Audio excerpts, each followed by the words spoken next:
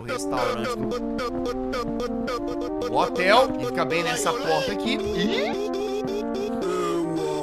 Olha só quem tá aqui dentro, galera. Primeiramente, nós temos o calvo de pijama que a gente viu na noite anterior. Jesus amado, o cidadão é tão feio, parece que pegou fogo e apagaram na base da paulada. E aí, amigão, esse x-tudo aí tá gostoso? Então vamos dar a bebida pra ele e já sai correndo. Vai. E olha pra trás. Bora. Ele já tá vindo. Corre. Mano, é muito grande esse corredor. Vai.